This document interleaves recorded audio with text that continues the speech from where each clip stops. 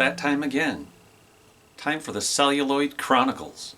It's a rare treat today. Not very often do we get to work on tortoise celluloid binding. And this one's a legend. Let me tell you all about it. Hope you stick around.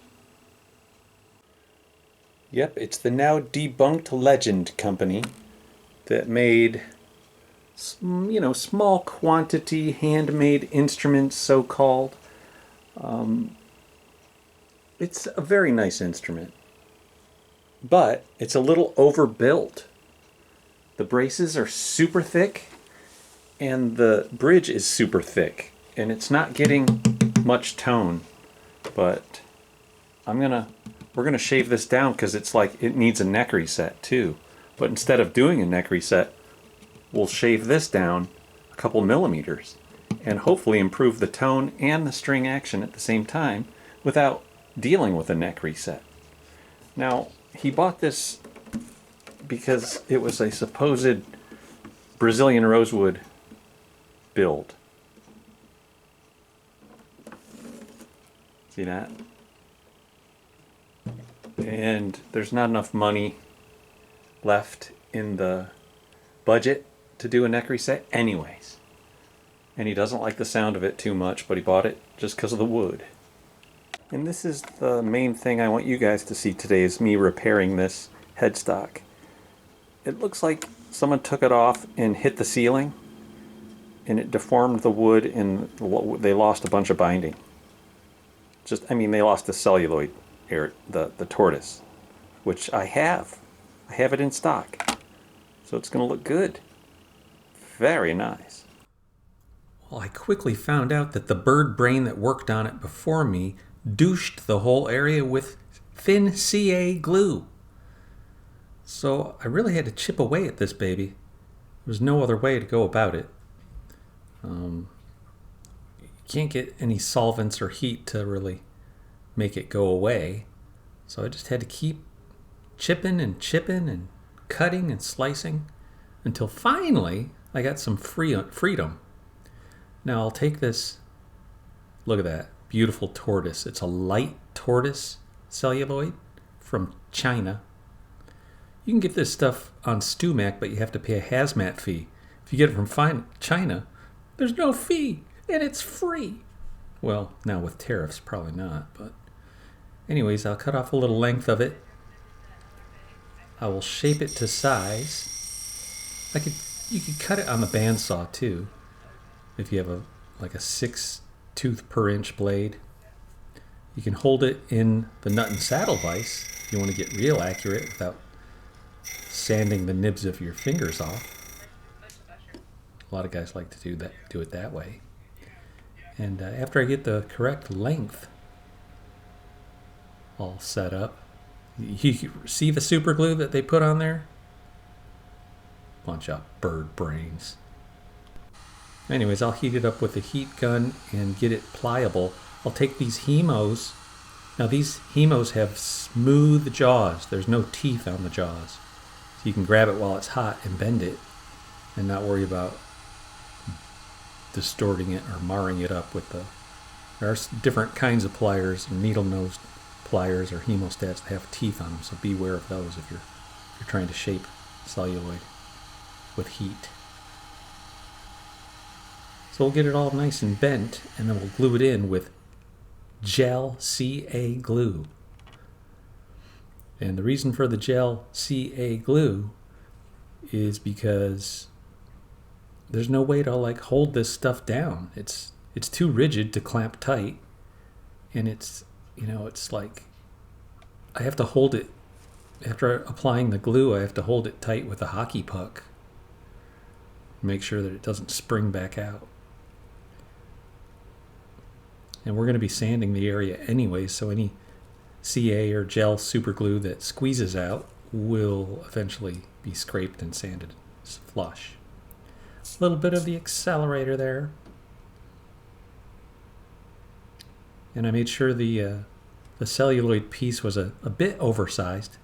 Not by much, 0.5 millimeter at the most, in thickness and in height. I have some black CA glue that I'll put on the peg head face little edge here. There you can see there's a little valley right in front of the purfling. The white, black, white is the purfling. And then I mixed up a little brown CA glue with the Fill and Finish Ultra Thin to put along the tortoise to mahogany transition on the very tippy top of the headstock.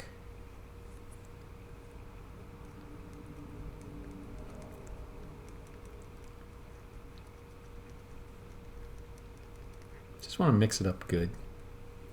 Actually, I have little foam brushes that are better mixers because they pulverize the little chunks and help it to blend a little better. So this will create a perfectly seamless transition between the celluloid and the mahogany.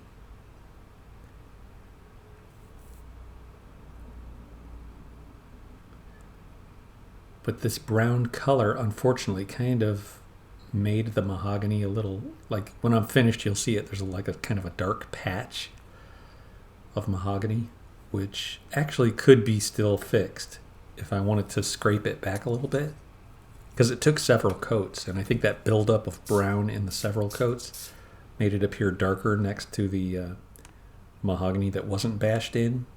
I love the Total Vice Proppers Guitar Workstation with Crossover Mini for this job because I can hold it upright while working on the top of the headstock, and then I can flip it down and work on it flat for the face of the headstock. And what you're seeing right here is when the camera focuses on the background instead of the foreground, which you normally don't see me make this mistake, but it happened, and please forgive me. I'll go to the next clip.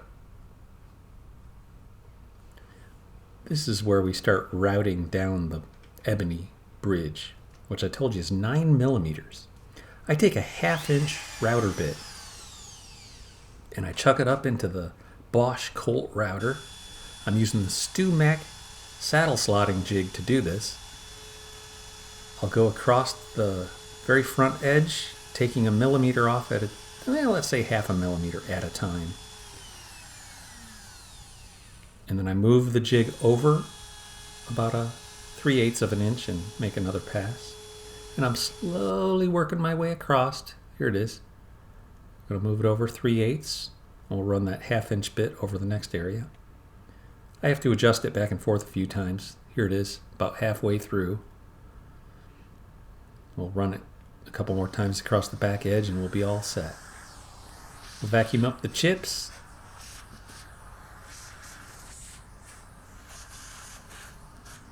We're good. We're down to 6.5 millimeters. Started out at 9 millimeters.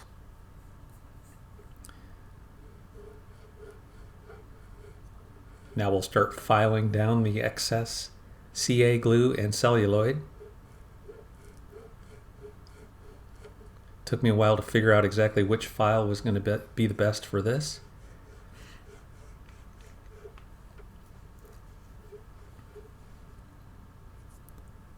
Come back at it in a few minutes. I might hold it a little differently. Now I've completely removed the chamfers from each bridge pinhole, so I'll re-drill those here with my hand drill. If you chuck this particular bit up into a powered hand drill, it'll chatter and it won't give you as smooth of a cut. These bits like to be turned as slow as possible for the best look possible.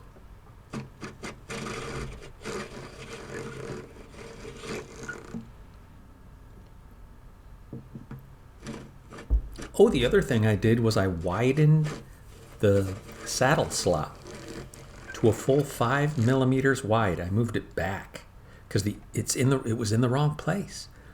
Like you saw a few weeks ago with the Martin tenor guitar. Sometimes they just miss the mark when they drill when they route these saddle slots at the factory. They missed it by probably 1/8 of an inch.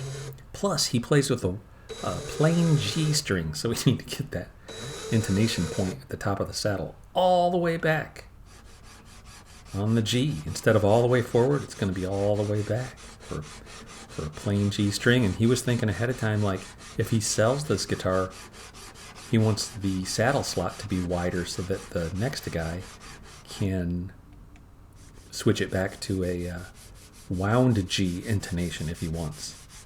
If we would have filled and plugged the saddle slot and rerouted it, that next owner wouldn't have the capabilities of doing that without going through another repair bill. So basically, if the next guy wants to play with a wound G, he'll just change out the saddle.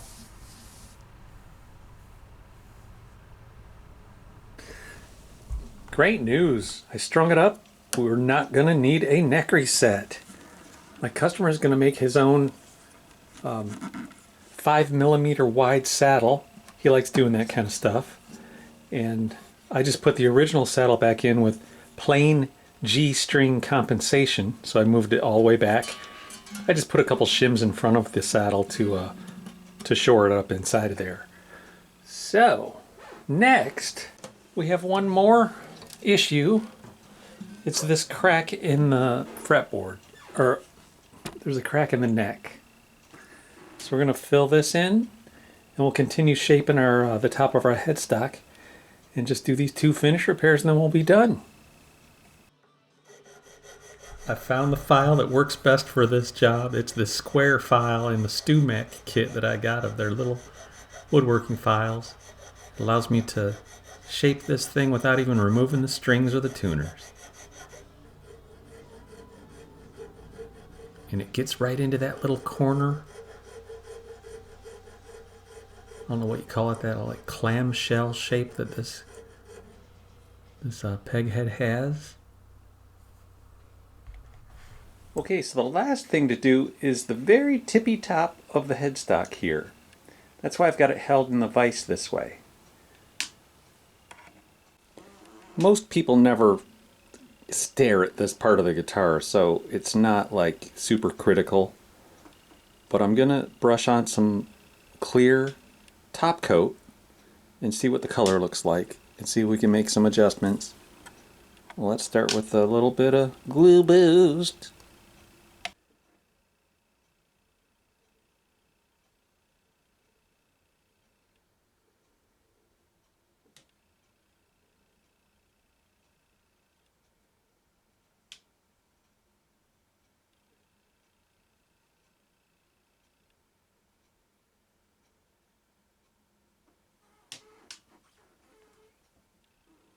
Got a little accelerator on the paper towel. I'm just going to accelerate slowly.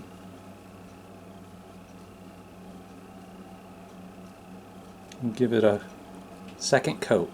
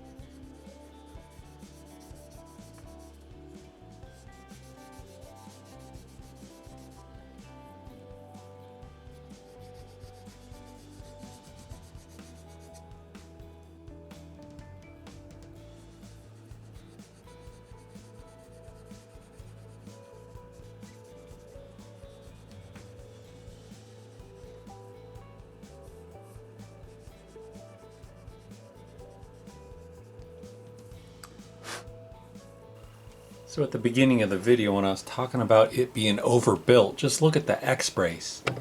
See how stout that is? It's giant. It's it's not a very petite bracing. Just a big braces. Very big.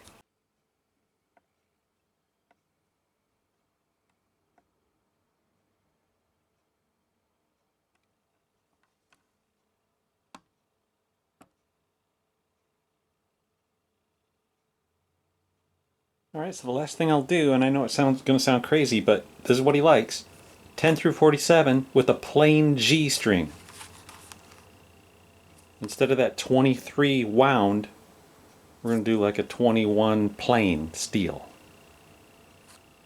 Scratch that. He said not a 21 plain steel, but a 19, which I don't have, so I'm going to do this 18.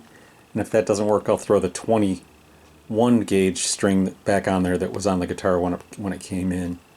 But this 18 is closer to 19, so and it's brand new, so let's give that a try.